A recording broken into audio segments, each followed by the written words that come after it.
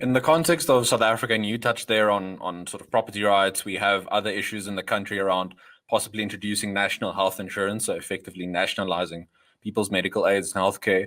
Talk about nationalizing the Reserve Bank. You have issues around shouldn't the government just print more money and give people a universal basic income? So these policy ideas, and the reason I'm bringing up these examples, and you touched earlier again on Rand and the importance of philosophy. So why the importance of a worldview and an ideology? Aren't these policies simply, aren't they just brought about and people have to figure out what works? What's the importance of a worldview and how one forms that worldview or that philosophy?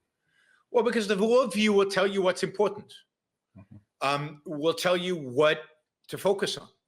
I mean, it's true that if what you want is, let's say, for everybody to have medical insurance, but you don't care about the quality of their care, and you don't care about whether how they earn that care, how they get that care, and you don't care about the doctors and the nurses, and you don't care about health innovation, and you don't care about new drugs.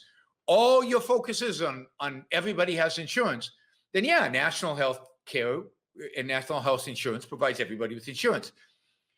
But if you care about the individual, if you care about individual patients, if you will, getting the best care possible, if you care about doctors able to practice their profession to the best of their ability, using their best judgment, and benefiting from doing a great job and having the incentive to do a great job, not just a moral incentive, but also the financial incentive to do a great job. If you care about those things, then national health care, nationalizing the insurance makes absolutely no sense. So it really depends on what you care about. Ayn Rand, I care about the individual. I care about the individual's ability to live the best life that he can based on his own judgment. So here's another point where philosophy matters. If you believe that individuals are too ignorant or too stupid or just too blind to take care of themselves, to make choices about their own lives, to figure out what's good for them or what's bad for them, if you think they're just incompetent in doing that, then you will tend to want to control and regulate and place the control and the regulations in the hands of, quote, the experts, the elites. To use Plato's term, Plato the philosopher, the philosopher kings, the people who are so smart and know everything and care about society deeply, and therefore can guide all of us blind, ignorant people in what we should do, how we should behave, what kind of healthcare we should get, what kind of doctors we should see, what kind of professions we should pursue, what kind of education we should get, and how much of our wealth it's appropriate for us to keep. They get to make decisions for the individual. But if you believe, as Aristotle did, and as Ayn Rand did, and as I believe, and I think you do, Chris, that individuals are competent to take care of themselves, they have the tool, reason, to take care of themselves, and that nobody can make choices for me. Nobody can decide what's right or what's wrong for me. Nobody has the context, the knowledge, the incentive to decide what's right for me. And that individuals should be left free to make choices. Now, some of us are going to make mistakes. I mean, not some of us, all of us will probably make mistakes. But the beauty of freedom is then we're free to learn from those mistakes. Some of us won't learn from those mistakes. Some of us will do really, really bad, stupid things. But why should the rest of us be sacrificed for the sake of the people who do really bad, stupid things and refuse to learn from their mistakes? So it's a question of, do we trust individuals to think for themselves and to make choices for themselves? And then do we believe in justice? Do we believe that people should get what they deserve? That if they refuse to learn from their mistakes, they should suffer the consequences? And we shouldn't shift the consequences to people who do choose to learn from their mistakes.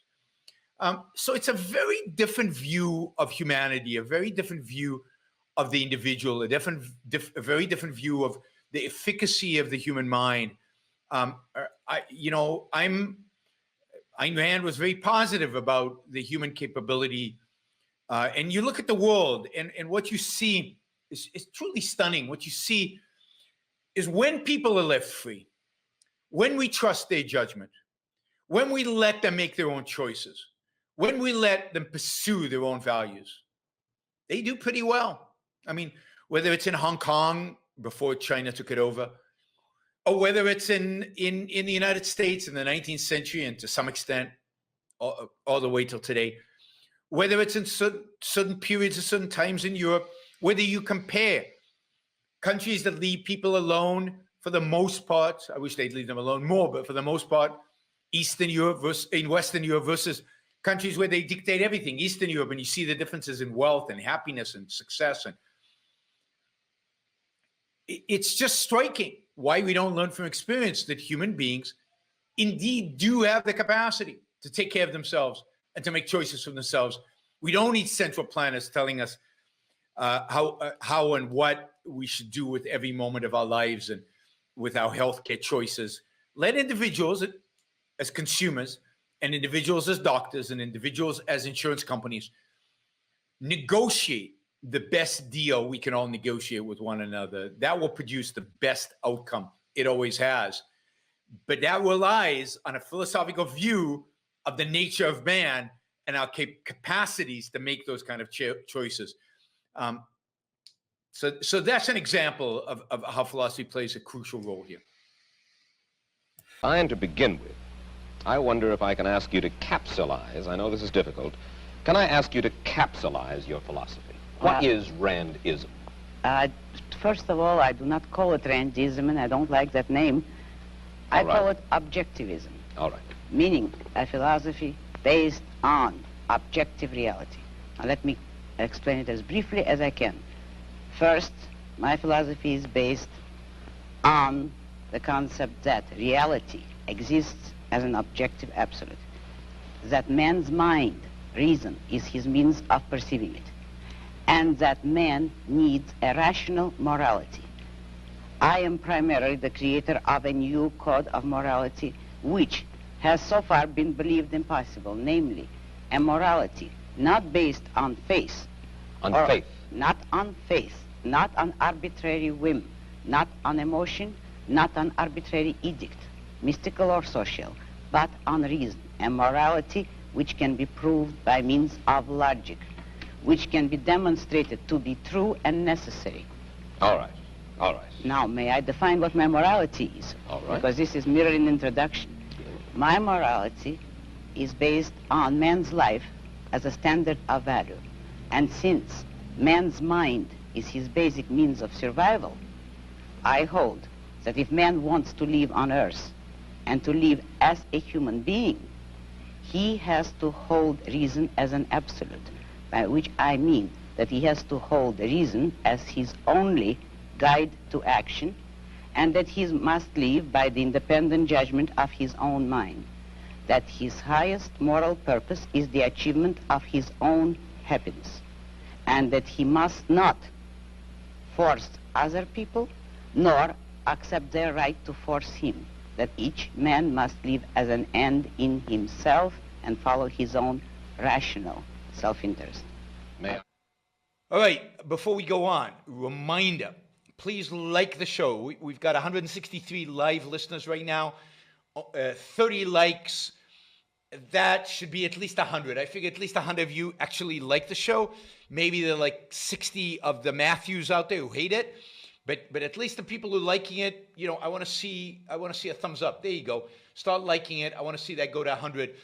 All it takes is a click of a thing, whether you're looking at this.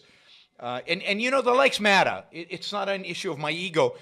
It's an issue of the algorithm. The more you like something, the more the algorithm likes it. So, you know, and if you don't like the show, give it a thumbs down. Let's see your actual views being reflected in the likes.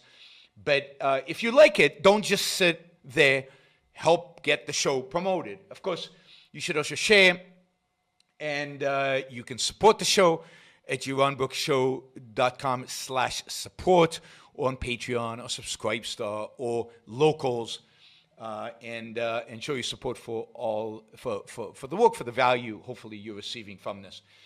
And of course, don't forget, if you're not a subscriber, even if you just come here to troll, or even if you're here like Matthew to defend Marx, then you should subscribe, because that way you'll know when to show up. You'll know what shows are on, when they're on.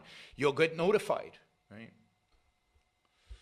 So, yes, like, share, subscribe, support. Like, share, subscribe, support. There you go. Easy. Do one or all of those, please.